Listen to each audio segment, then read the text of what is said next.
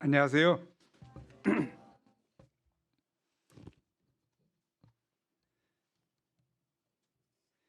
우리 32장 6절 말씀 함께 읽겠습니다. 시작. 모세가 갓 자손과 느벤 자손에게 이르되 너희 형제들은 싸우러 가거늘 너희는 여기 앉아 있고자 하느냐. 형제들은 싸우러 가거늘 라는 제목으로 우리 함께 말씀 보겠습니다. 오늘 본문은 두 가지 사건을 기록하고 있습니다. 31장은 25장 바알볼 사건과 연결되어 있는데요. 어찌하든지 이스라엘 백성을 멸하고자 하는 미디안에게 하나님의 명령대로 원수를 갚는 전쟁 이야기가 나오고요. 32장은 느벤 갓 지파에게 요단 동편 땅을 분배하게 된 이유와 과정을 말씀하고 있습니다. 하나님이 이 두 사건을 기록을 통해서 곧 약속의 땅을 정복해 나갈 이스라엘 백성들 가운데 생긴 인본주의 문제와 지파 이기주의로 인한 갈등 문제를 다루고 있습니다.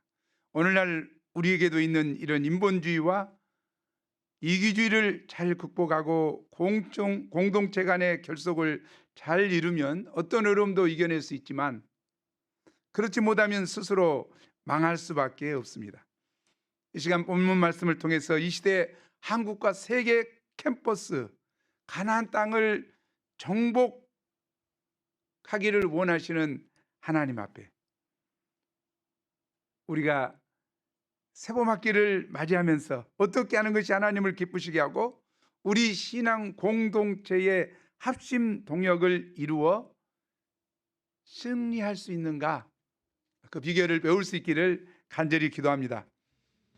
제1부 미디안에게 여호와의 원수를 갚으라, 31장 말씀입니다.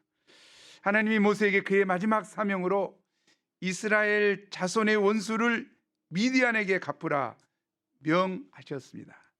이는 이스라엘의 원수는 곧 여호와 하나님의 원수였기 때문입니다. 미디안 족속은 원래 아브라함의 후처가 낳은 아들 미디안이 조상입니다.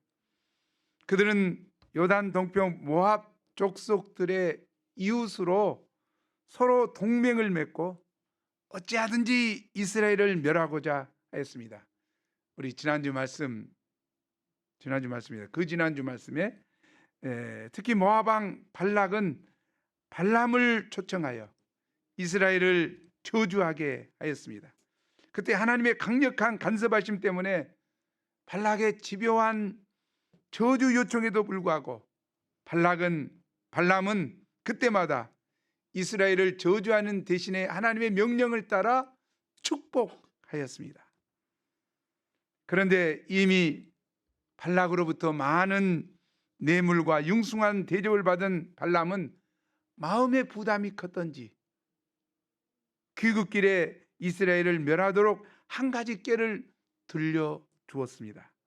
그것은 이른바 미인계로서 모압과 미디안의 미녀들을 통해 이스라엘을 유혹하여 음란에 빠지게 하고 바알볼의 우상을 섬기게 하는 계책이었습니다.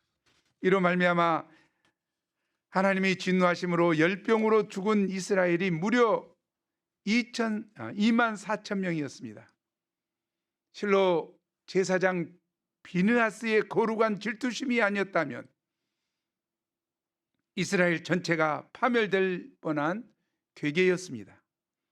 이 사건이 일어나기 직전만 하더라도 이스라엘은 강한 아모리 왕 시온과 바산한 옥을 물리치고 큰 승리를 거둔뛰었습니다. 승승장구할 수 있었습니다. 하지만 승리 위에 영적 긴장을 풀고 자만에 빠지자 내적으로 크게 무너지고 말았습니다. 이러볼 때 미디안은 바로 이스라엘을 멸절시킬 뻔한 이스라엘의 원수요, 하나님의 원수입니다. 그들은 하나님과 이스라엘 백성 사이를 이간질한 것입니다. 이런 미디안 사람들을 진멸하지 않고 그대로 놔둔다면 앞으로도 계속해서 이스라엘 백성을 유혹해서 죄에 빠뜨릴 것입니다. 그래서 하나님은 이스라엘을 유혹하여 죄에 빠뜨린 미디안 족속을 원수로 여기시고 복수하도록 마지막 사명을 모세에게 부여하였습니다. 이제 모세는 각 지파에서 1000명씩 총 12,000명을 무장시켜 전쟁에 보내라고 명하였습니다. 싸움에 나갈 만한 계수된 군사가 몇 명이었죠? 60만 명이나 되었는데 그 중에 겨우 12,000명만 참전하게 한 것은 오직 하나님 한 분만 의지하고자 함이었습니다. 그런데 이번 전쟁의 선본장은 하나님을 뜨겁게 사랑하여 하나님의 질투심으로 질투한 제사장 비느하스가 맡았습니다. 그에게 성소의 기구, 즉 하나님의 말씀이 담긴 언약궤와 신호 나팔을 들려서 참전하게 했습니다. 이로써 오직 하나님의 말씀과 하나님의 방향에 순종하여 전쟁을 수행하게 하였습니다. 오직 하나님을 사랑하고 말씀에 의지하며 하나님의 방향에 순종하여 나아가는 것이 앞으로 부딪히게 될 가나안 전쟁에서 백전백승하는 승리의 공식입니다. 그러면 이스라엘은 하나님의 원수를 어떻게 갚았습니까? 그들이 여호와께서 모세에게 명령하신 대로 미디안을 쳐서 남자를 다 죽였습니다. 그 죽인 자 외에 미디안의 5 왕을 죽였고 또 바알보올의 사건의 설계자인 보올의 아들 발람을 칼로 죽였습니다. 발람은 이스라엘을 축복한 후에 그의 고향 메소포타미아로 가지 않고 미디안에 머물면서 이스라엘을 무너뜨릴 수 있는 계책을 알려주었습니다. 참 이 중요한 것 같아요. 그는 하나님의 뜻이 무엇인지 잘 알았습니다. 그는 하나님의 뜻이 무엇인지 잘 알았습니다. 하지만 그가 이렇게 한 것은 재물과 명예에 대한 탐심 때문입니다. 세상 명예욕과 재물에 대한 탐심 때문에 미디안에 머물다가 하나님의 역사를 회방하고 결국 여호와의 칼에 죽임을 당한 것입니다. 하나님은 구속사를 방해하며 원수 노릇하는 사람을 때가 되면 반드시 심판하십니다. 이스라엘 자손이 미디안의 부녀들과 그들의 아이들을 사로잡고 그들의 가축과 양떼와 재물을 다 탈취하였습니다. 9절이죠.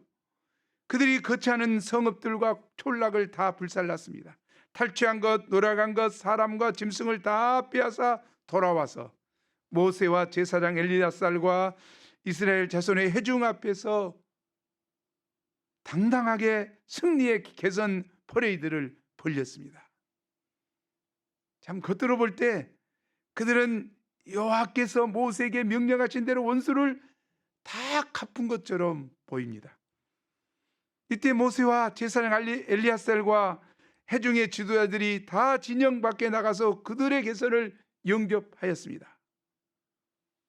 그런데 모세가 갑자기 목숨을 걸고 싸워 큰 승리를 거두고 돌아온 군대의 지휘관들을 칭찬하고 개선 장치를 베풀기는커녕 오히려 진노하며 말했습니다. Why? 왜? 너희가 여자들을 다 살려두었느냐? 모세가 노를 바란 것은 여자들을 다 살려두었기 때문입니다. 두려워하는 연약한 여자들과 아이들까지 죽일 필요는 없다고 지휘관들은 생각한 것 같습니다. 그러나 이는 인본적인 생각입니다. 그들은 미디안에게 이스라엘의 원수, 하나님의 원수를 갚으라고 명하신 이 전쟁의 성격을 잘 이해하지 못하고 있습니다. 사실 이 여자들은 어떤 여자들입니까? 어떤 여자들이죠? 16절을 우리 함께 읽어보겠습니다. 시작.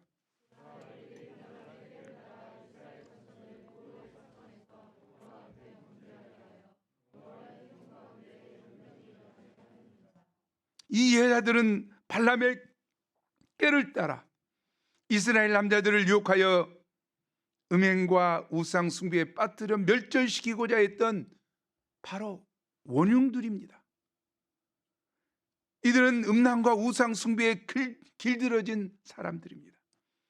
이들은 자기의 습관을 따라 이런 죄로 또다시 이스라엘을 인해 더럽히고야 말 것입니다. 그러므로 모세는 명하였습니다. 17절이죠. 우리 17절 함께 읽죠. 시작.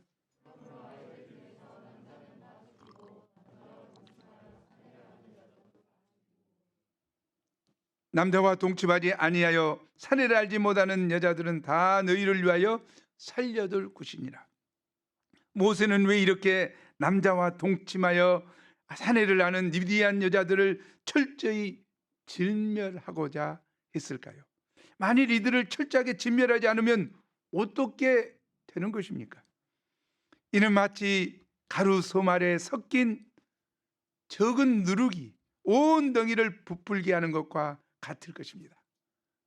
악독한 음행과 우상 숭배의 누룩을 가진 이들이 이스라엘 회중에 섞여 살게 되면 이스라엘 전체가 음행과 우상 숭배의 누룩으로 전념될 것은 시간 문제일 것입니다. 그러므로 모세는 이스라엘을 범죄하게 할 수 있는 음행과 우상 숭배의 여지를 철저히 제거하고자 했습니다. 이처럼 우리 삶에서 철저히 제거하지 않는 죄의 누룩도 마찬가지입니다. 음행과 우상 숭배는 잠시 제약의 낙이 따르지만 그 후유증은 인생 전체를 병들게 하고 무력하게 하고 파멸에 이르게 하는 올무와 덫이 되고 채찍과 가시가 될 것입니다. 여호수아서 23장 13절을 함께 읽어보죠. 우리 함께 읽어보겠습니다. 시작.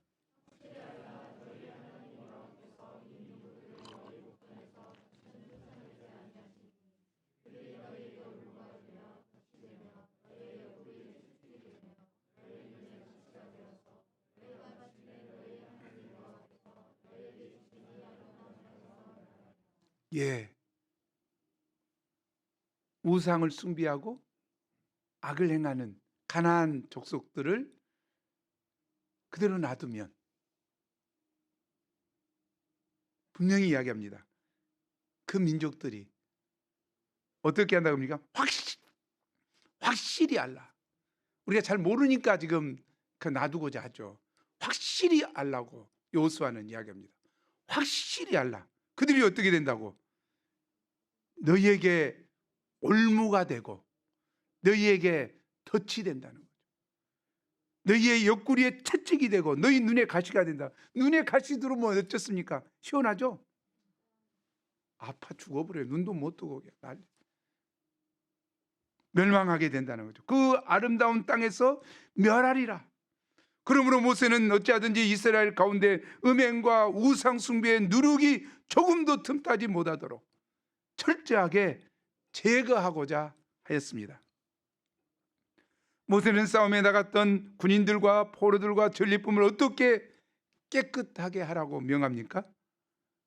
19절 상반절이죠. 너희는 이래 동안 진영 밖에 주둔하라.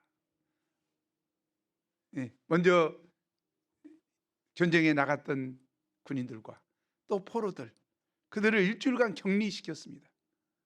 그리고 그들이 가져온 것들 중에서 불에 타지 않은 것들은 불을 다 통과하게 하고 물로 씻고, 불에 타버릴 것들은 그냥 물로만 정결하게 하도록 했습니다. 그리고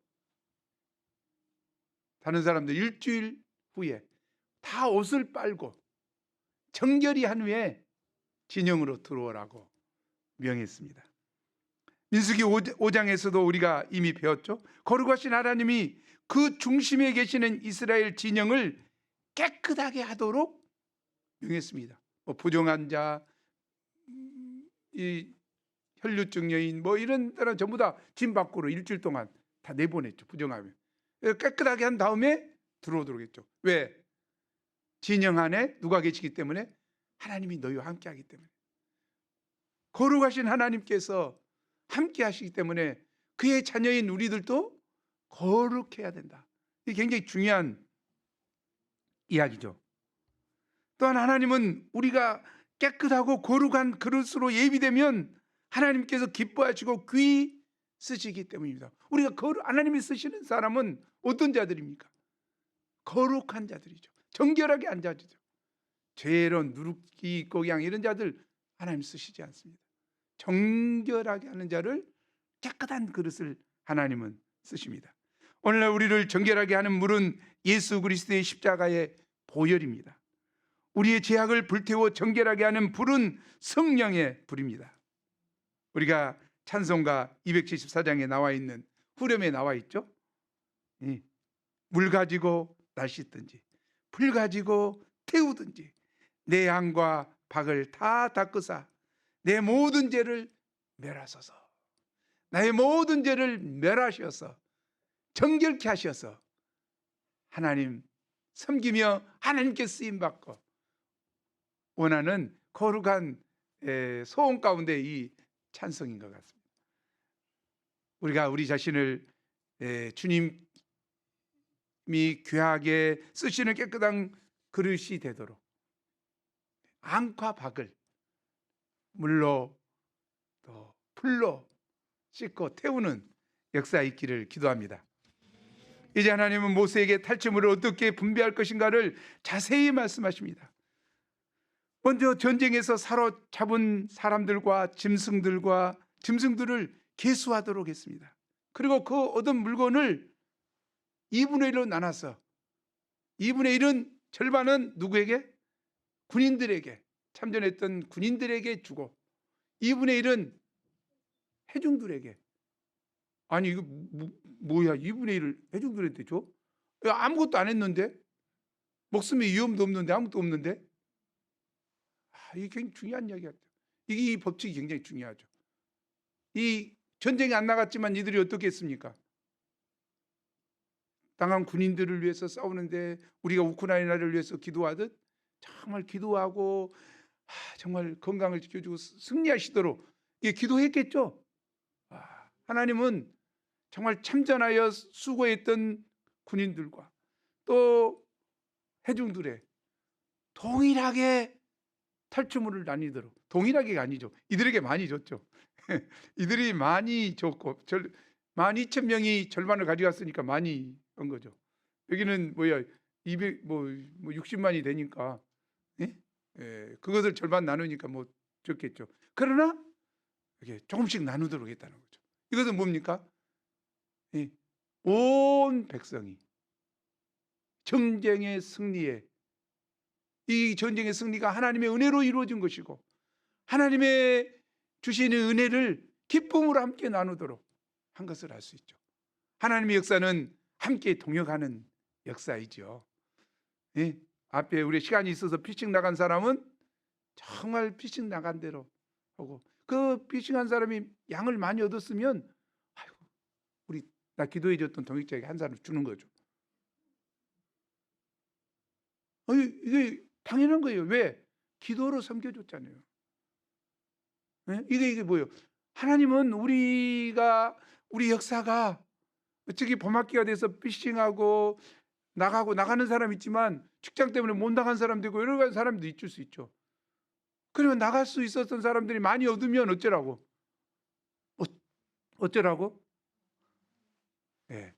한 사람 주면서 정말 기도해 줘서 고마워요. 아니 목사님 수고하셨으니까 목사님이 쳐야지. 이렇게 서로 하면서 기쁨이 함께 충만하기를 원하시는 것 같아요. 이게 하나님입니다. 우리 역사에서 기쁨의 잔치에 한 사람도 소외되지 않기를 기도합니다. 모두가 기쁨을 나눌 수 있기를 기도합니다. 기쁨을 서로 생각해주며 나누어주는 저와 여러분이 되기를 기도합니다. 이때 군대 지휘관들 곧 천부장과 백부장들이 모세에게 자발적으로 나와서 말했습니다. 49절과 50절을 함께 읽어보겠습니다. 우리 함께 읽겠습니다. 시작.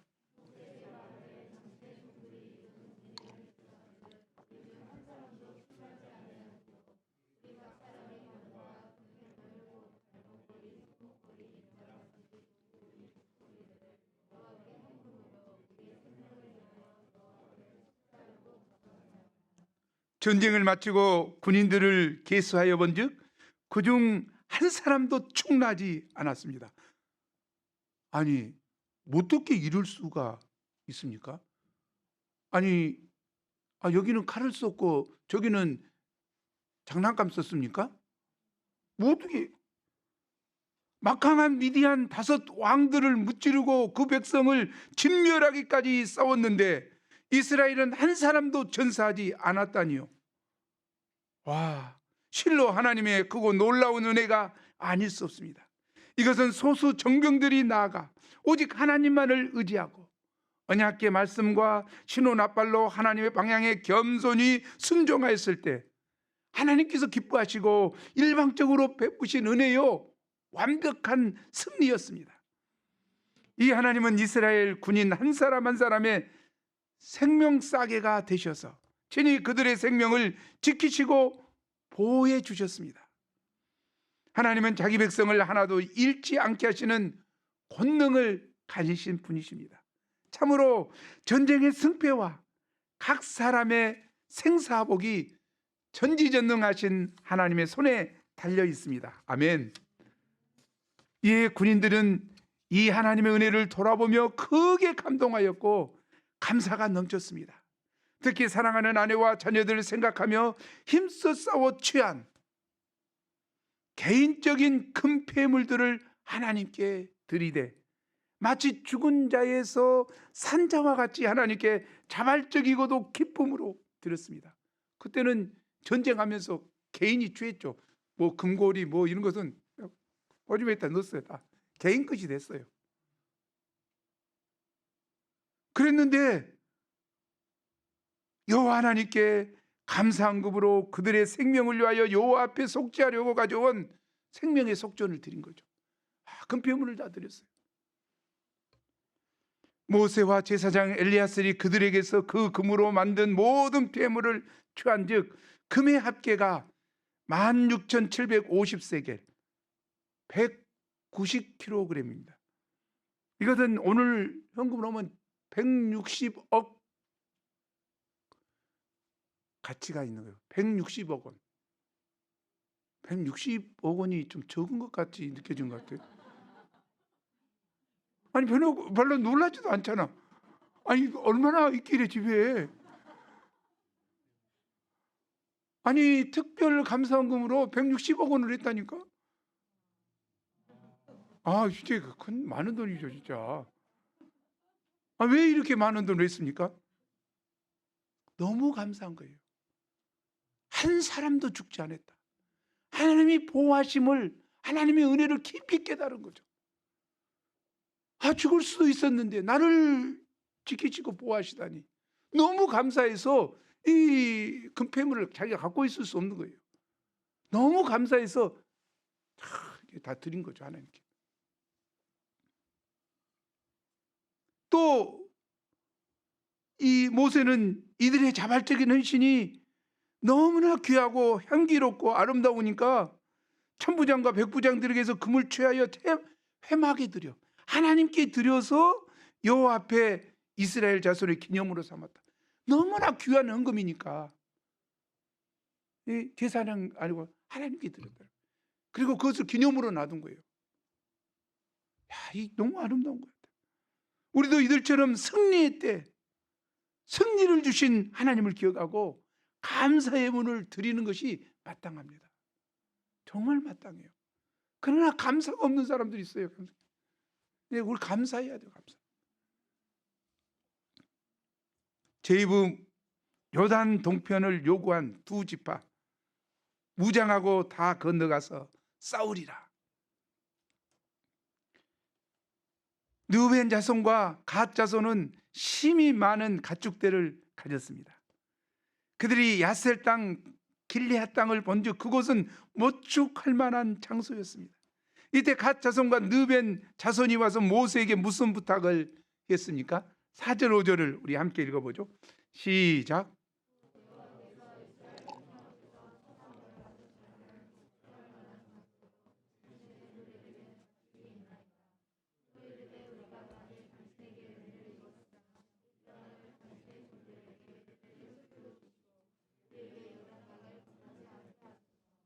우리에게 요단강을 건너지 않게 하소서. 하나님께서 이스라엘 회중 앞에서 아모리 왕 시온과 바산한 옥을 쳐서 멸하신 야셀 땅과 길르앗 땅, 즉 요단 동편 땅은 초장이 가득하여 목축하기 딱 좋은 땅이었습니다. 약속의 땅에 들어간다고 해도 이것보다 더 좋은 목초지는 있을 것 같지 않았습니다. 이에 그들은 창세기에 나오는 놋처럼 요단 동편 땅을 싹 보니까 소돔과 고모라 땅처럼 물이 넉넉하고 너무 좋은 거야. 그래서 그들이 말했죠, 모세에게. 이곳이 좋으니, 이곳이 좋사오니. 베드로의 심정으로 간청합니다. 우리가 요단강을 건너지 않게 하소서. 이곳에 머물게 하소서. 자, 요단강을 건너는 것은 이스라엘에게 얼마나 중요한 일입니까? 요단을 건너는 것은 하나님이 조상들에게 약속하신 땅에 들어가는 것이요. 모세, 아브라함과 이삭과 야곱에게 약속했던 땅, 모세가 출애굽시켜서 이스라엘 백성을 끌고 가고자 했던 땅, 젖과 꿀이 흐르는 땅, 이 아름다운 땅, 하나님의 약속이 있는 땅. 하나님은 그곳에서 이스라엘 백성들을 제사장 나라 거룩한 백성이 되어서 전 세계에 대해서 하나님을 섬기는 백성으로 이렇게 삼고자 하셨다는 거죠. 이 거룩한 사명이 있는 것이죠. 뭐 요단강을 건너는다는 것이 아무것도 아닌 것이 아니요. 이 엄청난 것이죠. 그러나 건너지 않고자 하는 것은 어쩌습니까?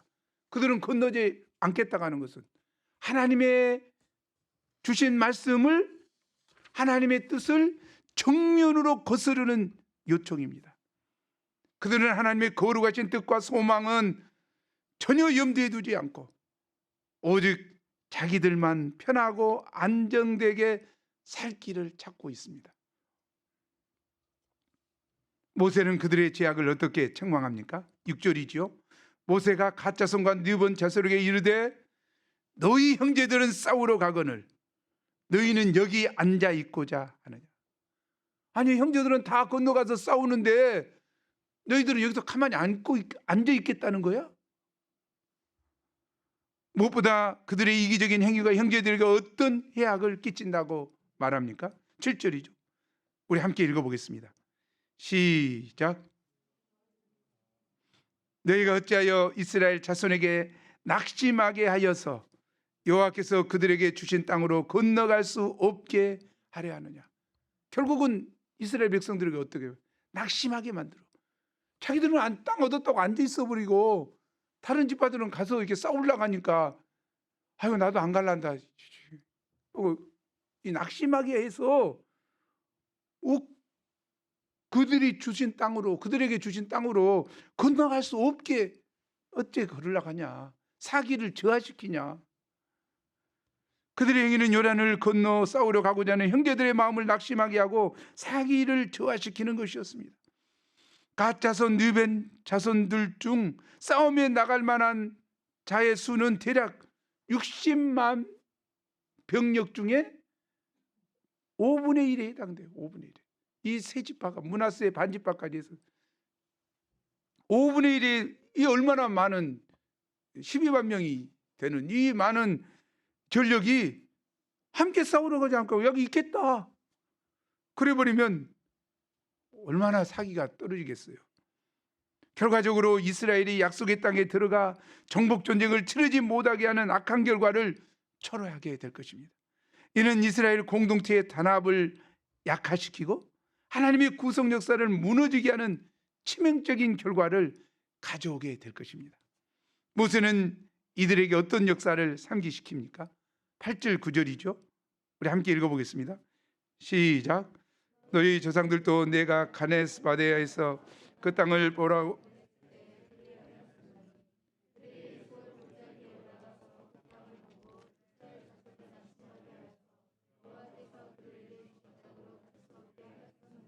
예, 그들의 죄는 마치 가데스 바네아에서 그 조상들이 범한 죄와 같음을 상기시킵니다. 그때 어쩌습니까? 청탐하고 돌아온 12명이 부정적인 불신의 보고를 하여서 이스라엘 백성이 다 낙심하고 통곡하고 있었잖아요. 그러가 이거 못 가겠다. 그러니까 하나님이 어떻게 했습니까?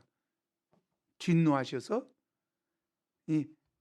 한 사람도 20세 이상 한 사람도 가나안 땅을 건너가지 못하게 광야에서 방황하고 멸절하도록 하셨다는 거죠. 하나님이 진노하신 거죠. 그런데 너희들이 지금 그러려고 하느냐 하고 책망하고 있는 거죠. 여기서 우리가 그들의 죄악을 두 가지로 요약해 볼 수 있죠. 첫째는 뭐였습니까? 지파 이기주의. 요단강 동편 땅은 하나님께서 약속으로 주신 땅이 아닙니다. 요단강 서편 땅이 하나님이 주신 약속과 족과 꿀이 흐르는 가나안 땅이에요. 그런데 약속으로 주신 땅이 아닌 곳에 머물러 있고 약속으로 주신 땅에 안 가겠다 하니까 이게 문제가 된 거죠. 하나님은 요단 서편 가나안 땅을 정복하라는 사명을 주셨습니다. 그곳 원수들을 정복함으로 이스라엘을 전 세계에 대하여 제사장 나라 거룩한 백성으로 세우고자 하는 분명한 표대와 방향을 주셨습니다. 그래서 지금 이스라엘 전체가 총사령관의 진국 명령만을 내리면 일사각오로 건너가 피를 흘리며 싸우고자 하는 준비하고 있는 거예요. 요단강 건너면 이제 가나안이니까 가나안 싸우려고 하고 있는 이런 상황이지요. 그런데 우리는 이 땅에 머물고 안 갈라니까 너희들 가. 이 정말 힘 빼는 정말 스피릿을 그냥 확 저하시키는 이런 말을 지금 요구를 하고 있는 거죠. 그들의 요구는 다른 지파, 공동체 전체에 미치는 영향을 전혀 생각하지 않은 심각한 지파 이기주의 제약입니다. 둘째는 하나님이 주실 축복이 현재 자기들이 생각하는 축복과는 비교가 안 된다는 믿음을 갖지 못하였습니다. 로마서 8장 28절이죠. 함께 읽어보죠. 시작.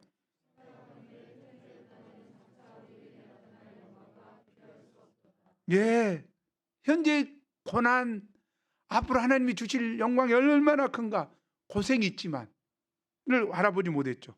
우리는 장차 주실 하나님의 축복이 얼마나 놀랍고 위대한 것인가에 눈을 뜨고 믿음을 가져야 합니다. 이 믿음이 부족하면 창석이 너처럼 본문의 누변과 갓 자손처럼 이기심에 붙들려서 현재 보이는 세속적인 축복을 택하고자 하기 때문입니다. 주님께서 우리의 영혼의 눈을 밝혀주셔서 부르심의 소망과 기업의 영광의 풍성함과 믿는 우리에게 베푸시는 능력의 지극히 크심이 어떠함을 알게 하시기를 원합니다. 이로써 우리 안에 깃들 수 있는 이기주의를 할례하고 하나님의 뜻을 온전히 따르는 신앙 공동체가 되게 하시기를 기도합니다. 모세의 책망을 들은 누벤과 갓 자손은 어떤 결심을 했습니까? 16절에서 19절을 보십시오.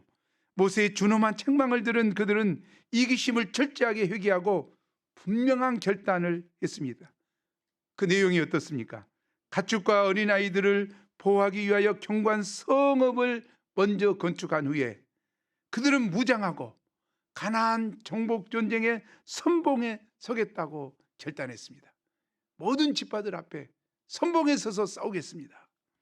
또 이스라엘 자손이 각기 기업을 다 받기까지는 집으로 돌아오지 않고 끝까지 싸울 것과 요단 동편 땅을 기업으로 이미 받았으니 요단 저쪽에서는 기업을 받지 않겠다고 다짐했습니다. 모세는 그들의 회개와 결심을 어떻게 받아들였습니까? 20절에서 24절이죠. 긴 말씀인데 우리 함께 읽어볼까요? 함께 읽어보겠습니다. 시작.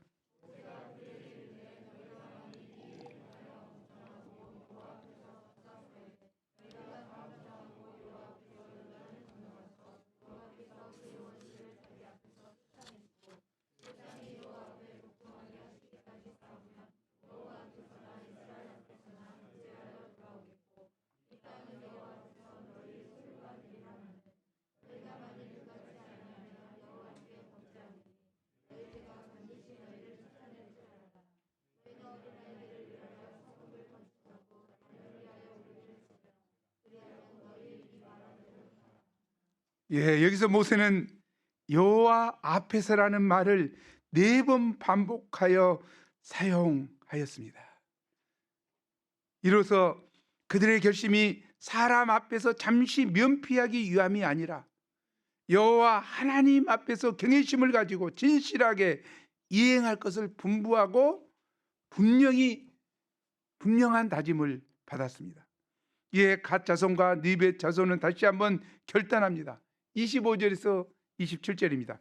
결단합니다. 우리 함께 읽어보죠. 시작.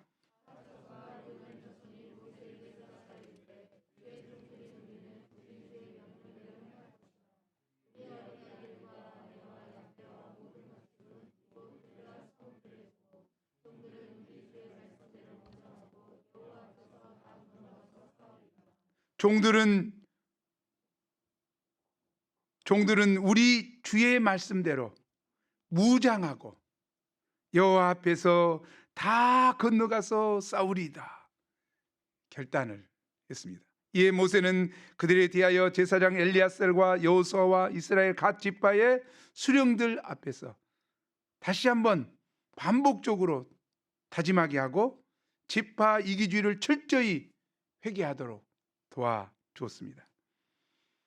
그런 후에야 그 땅을 그들에게 주었습니다. 오직 나뿐인 사람은 가장 나쁜 사람입니다. 형제들의 형편을 돌아보지 않고 자신의 유익과 안정만을 추구하는 사람은 형제들을 낙심하게 하고 주님의 몸인 교회를 분열시키게 됩니다. 반면에 자신을 돌아보지 않고 앞장서서 형제들을 위해서 희생하고 통역하고자 하고 헌신한 사람은 형제들에게 큰 힘이 되고 공동체를 견고하고 아름답게 만듭니다. 갈라디아서 6장 2절은 우리에게 권면합니다. 한번 읽어보죠. 시작. 아멘. 너희가 짐을 서로 지라. 그리하여 그리스도의 법, 그리스도의 사랑의 법을 성취하라고 권면합니다. 우리가 캠퍼스 복음 역사는 결국 쉽지 않죠. 캠퍼스에 나가야 되고 어린 학생들과 함께 씨름을 해야 되고 쉽지 않습니다.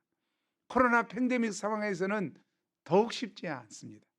또 각종 모임이 있을 때 섬기는 자들이 정말 필요한데 모임을 동참하여 이루지 않으면 모임이 깨지게 되죠. 정말 중요한 것 같아요. 우리는 코로나를 시작하면서 갖가지 보이지 않는 가운데 섬기는 많은 정도. 오늘 주일예배 드린데도 찬양을 섬기기 위해서는 또 시간을 내서 또 연습해야 되고 하고 중보기도 해주는 사람들, 갖가지 청소해 주는 사람들 다 마찬가지죠. 이런 사람들이 있어야지 주일예배 환경이 이루어지고 그렇습니다. 우리는 코로나를 겪으면서 어떻습니까? 엔지니어부가 무엇보다도 중요한 거 알죠? 그냥 같은 아파트에 살고 있으면서 오면 그냥 우리 영희 목자 뛰어가요. 그냥 막 먼저 와서 환경 이루고 이렇게 해야 되기 때문에 우리 지역 목자 와서 이렇게 다 하고 이렇게 하는 이 모든 것들이 그래서 영상이 이렇게 송출되고 그런 것 같습니다. 앞장서서 뭔가를 하지 않은 자가 없으면 아무것도 아닌 것 같아요. 더구나 옛날처럼 우리에게 풀타임 인턴들이 막 있거나 이런 것도 없잖아요. 그러니까 서로 섬겨줘야 될 상황이죠. 우리 어렵지만 캠퍼스 복음 역사를 위해서 서로 동역하고 섬기고자 하는 마음을 가지면 좋겠습니다. 결론적으로 오늘날 세상은 공동체 의식이 약해지고 개인주의, 이기주의가 만연하고 있습니다.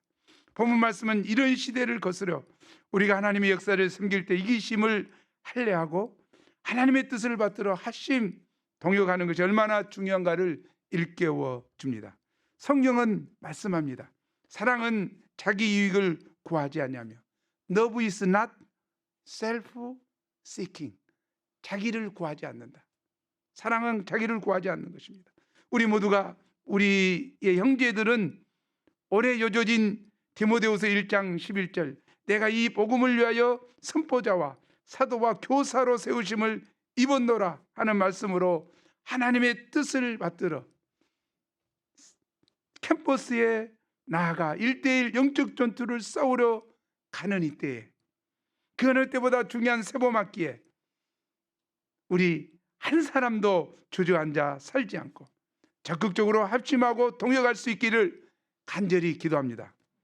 이로써 하나님께서 우리에게 두신 전 세계 캠퍼스에 대하여 제사장 나라 거룩한 백성의 뜻을 끝까지 이루어 드릴 수 있기를 기도합니다.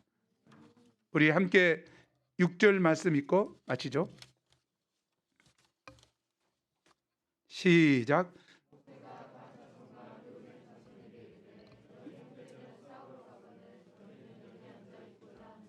기도하겠습니다. 하나님 아버지, 귀한 말씀 주셔서 감사합니다. 모세는 전쟁에 승리하고 온 군대의 지휘관들을 책망했습니다. 왜 이 여자들을 살려두느냐. 죄의 누룩을 철저하게 제거하고 거룩한 공동체가 되어 하나님을 섬기도록 분명하게 함을 봅니다. 하나님 또한 하나님께서는 이 탈취물을 군인들과 온 회중과 함께 나누도록 하시면서 이 승리의 기쁨에 함께 즐거워하도록 하심을 봅니다. 하나님, 저희가 참 이기적인 생각이 아니라 참 자기 중심적인 생각이 아니라 하나님의 함께 동역하게 한 은혜를 기억하고 함께 기뻐할 수 있도록 배려하는 저희가 될 수 있도록 도와주십시오. 또 뉴벤과 갓 지파들이 참 동편 요단 동편 땅을 구하고 참 앉아 있고자 했던 죄악을 책망할 때 이기심을 회개하고 돌이키고 참 앞장서서 참 전쟁에 나아가며 또 각 지파가 다 이 땅을 얻기까지, 기업을 얻기까지 끝까지 싸우며 또 동편 땅을 얻었기에 서편의 기업을 얻지 않겠다고 분명한 회개와 결단을 할 때 동역이 이루어지고 참 승리하여 가나안 땅을 얻을 수 있었음을 발견합니다. 하나님, 저희에게도 때로 참 인본주의적인 생각과 또 이 집단 이기주의로 참 분열하기 쉬울 때임을 깨닫습니다. 하나님, 이런 회개하고 공동체 의식을 갖게 도와주셔서 합심하고 동역할 수 있도록 도와주시고 함께 승리함으로 기쁨을 누리는 저희가 될 수 있게 도와주시옵소서. 성령 하나님, 이 말씀을 축복해 주옵소서. 감사하고 예수님 이름으로 기도합니다.